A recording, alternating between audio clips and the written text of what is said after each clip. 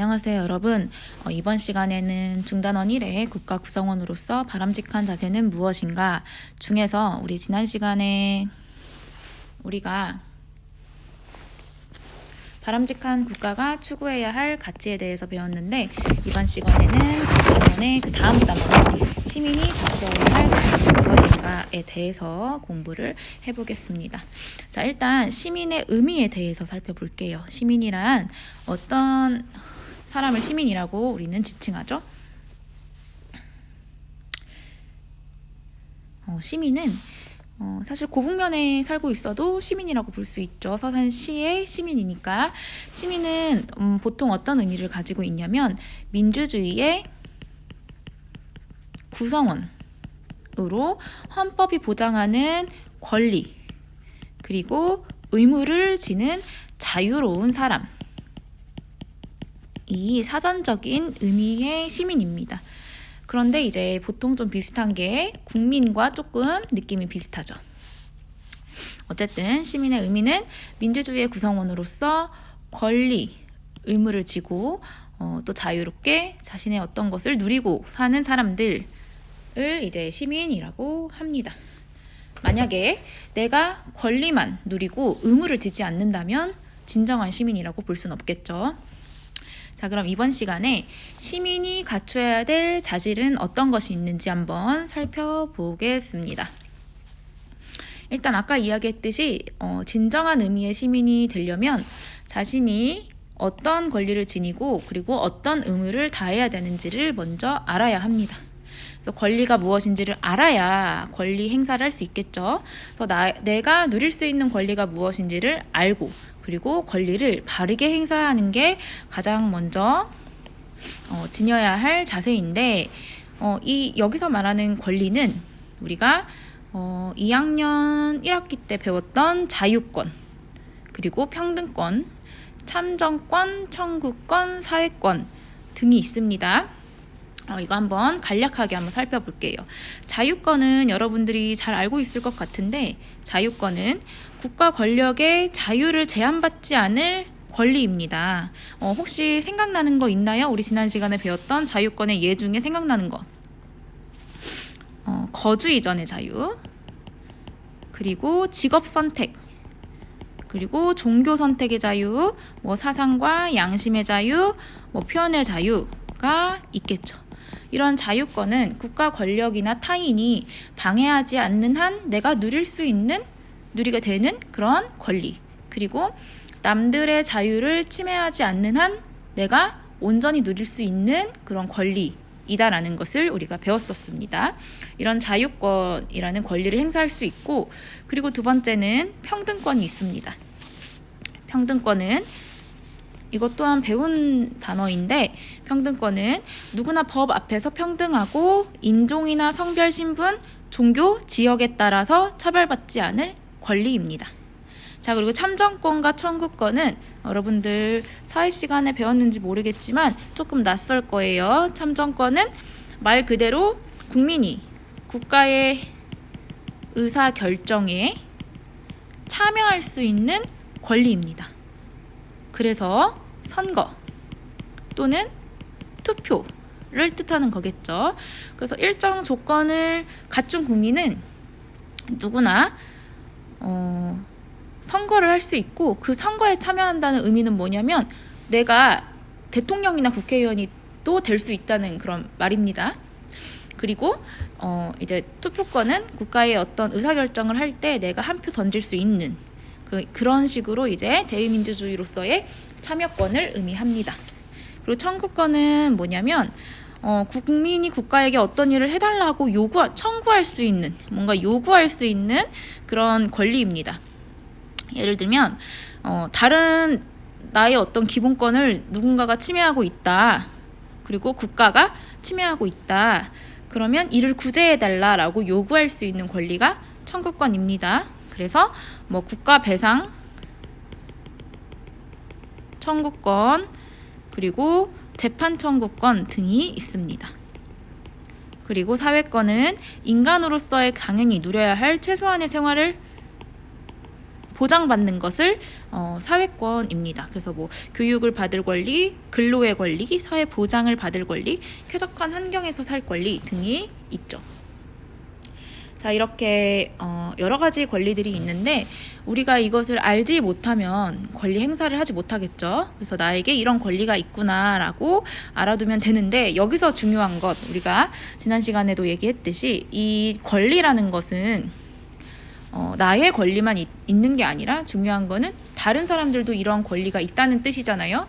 그래서 다른 사람의 권리를 침해하지 않도록 조심해야 되고, 그리고 다른 사람의 권리 또한 존중해 주는 자세가 더욱 중요합니다. 그래서 나의 권리가 소중한 만큼 다른 사람의 권리도 소중하다는 걸 알고 존중해 줘야 된다라는 것입니다. 자, 그리고 우리에게 권리를 보장해 주는 만큼 우리는 또한 국가에 대한, 타인에 대한 의무를 수행해야겠죠. 우리가 지녀야 될 의무는 무엇이 있는지 한번 볼게요. 일단 여러분들 생각나는 거 한번 이야기해 볼까요? 우리가 꼭 해야 되는 것 되게 많은데 막상 떠올리라고 하면은 생각을 못 하더라고요. 여러분 일단 학교에 와서 공부를 하는 것, 사실 이것도 꼭 해야 되는 것이에요. 만약에 여러분들의 그 보호자, 뭐 부모님이 될 수 있고 할머니 할아버지가 될 수 있는데, 그런 보호자가 여러분들의 나이대의 아이들을 교육시키지 않는다면 이거는 법적인 처벌이 대상이 될 수 있습니다. 그래서 우리가 지금 말하는 것은 어떤 의무가 되겠죠? 지금 선생님이 얘기한 거는 교육의 의무입니다. 교육을 받아야 될 의무가 있다. 그쵸? 그리고 근로의 의무, 일을 해야 되는 의무, 그리고 납세, 세금을 내야 되겠죠?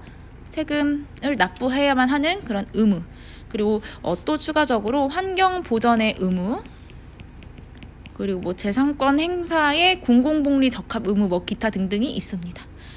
어쨌든 우리가 권리를 주장하는 것도 중요하지만 우리에게 주어진 의무를 수행하는 것도 중요하다라는 것을 정리해서 알아두면 될 것 같습니다. 자, 그러면 또 필요한 게 무엇인지 한번 볼게요. 시민이 갖춰야 될 자질로서 두 번째 필요한 게 뭐냐면 참여하는 것입니다. 여러분들은 청소년들이기 때문에 국가의 어떤 정책에 영향을 덜 받는다라고 생각을 하겠지만, 국가라는 어떤 거대한 어떤 상위 개념의 정책이 사실은 여러분들에게도 굉장히 많은 영향을 미칩니다. 예를 들면 우리 셧다운제, 일정 시간이 되면은 여러분들 밤에 못하죠, 컴퓨터. 그리고 또 유흥업소라고 보기엔 좀 그렇고, PC방 같은 공공시설, 다중이용시설 이런 것들도, 뭐 찜질방이나 이런 것들도 저녁에 청소년들은 입장이 불가합니다. 이와 같이 사실 정부의 정책은 여러분들과 큰 상관이 없는 것처럼 보여지겠지만 사실은 굉장히 밀접한 영향을 준다는 거죠. 정부의 결정이. 그렇기 때문에 나의 의사를 조금 더 표출해서 내가 원하는 어떤 방향으로, 내가 만약 주장하고 있는 방향이 보편적 가치에 부합하고 옳다면 그런 방향으로 이끌 수 있는 그러한 어떤 노력을 해야 된다라는 것입니다. 그래서 자발적 참여하기는 시민의 자질로 굉장히 중요한데, 왜냐하면 시민들이 많이 참여하는 그런 국가는 사실 더 건강한 국가가 되겠죠. 왜냐하면 시민들이라는 거는 어떤 다수의 의견이잖아요. 그렇기 때문에 다수의 의견을 주고받고, 그리고 그런 과정에서 뭐 갈등이 생길 수도 있겠지만 조금 더 의견을 교환하는 과정에서 조금 더 올바른 방향으로 성장할 수 있는 원동력이 될 수 있기 때문입니다. 그래서 시민의 참여가 중요하고, 그리고 국가의 정책이 올바로 수행되고 있는지 살펴야 되고, 국가의 정책 결정 과정에 관심을 가져야 된다라는 것입니다. 그래서 뭐 아직은 여러분들이 투표권, 선거권이 없지만 만 19세 이상이 되면은 뽑을 수 있죠, 대통령을. 그럴 때 꼭 반드시 참여를 해야 된다라는 것이고, 꼭 그런 방식이 아니더라도 국가 어떤 정책이나 아니면 사회 문제에 참여할 수 있는 방법이 많습니다. 꼭 뭔가 시위를 한다기보다는, 시위 같은 어떤 방법보다도 그냥 여러분들 집에서도 참여할 수가 있는데, 뭐 국민청원 이런 것들로 참여할 수 있겠고, 그리고 국민신문고, 방법으로 여러분들의 의견을 작성해서 제출할 수도 있겠죠. 그래서 사회 문제에 관심을 가지고 적극적으로 참여하는 게 필요하다는 것입니다. 그래서 사실 나의 의견이 어떤 여론 형성에 영향을 줄 수도 있고, 그리고 이런 여론 형성뿐만이 아니라 우리 주변에 있는 어떤 발생할 수 있는 문제를 보고 이건 정말 부정적이고 또 부정한 일이고, 부정은 뭐냐면 정의롭지 못하다라는 의미입니다. 정의롭지 못하고 불의, 이것도 뭔가 의롭지 못한 상황이다라는 것을 고발할 수 있다는 것입니다. 그러면 조금 더 나은 사회로 발전할 수 있다라는 것입니다. 그래서 마지막으로 이렇게 국가의 정책 결정 과정과 사회 문제에 대해서 자발적으로 참여하려는 의식을 지닌 시민이 많을수록 그 국가는 조금 더 건강한 사회다라고 말할 수 있고, 그리고 또 부정적으로 옳지 않은 방향으로 나아갈 때, 국가가 나아가려고 할 때 시민들이 많은 참여를 통해서 그거를 막을 수 있다라는 것입니다. 그래서 이러한 시민들을 우리는 도덕적 시민이라고 부를 수가 있다 라는 게 이제 우리 교과서에 나와 있는데, 여러분들은 교과서에 있는 내용을 한번 확인을 해보고, 그리고 좀 교과서에 없는 내용이다라는 것은 추가적으로 필기를 하면서 공부를 하면 좋을 것 같습니다. 사실은 이 단원 안에 애국심이라는 그러한 내용도 나오는데, 그 내용은 다음 시간에 한번 설명을 하고, 오늘은 우리가 시민으로서의 갖춰야 될 자질 중에서 권리와 의무는 무엇이고, 그리고 자발적 참여를 한다는 것의 의미는 무엇인지를 한번 살펴보는 것으로 마무리를 하겠습니다. 자, 그러면 이것으로 이번 시간 수업을 마치겠습니다.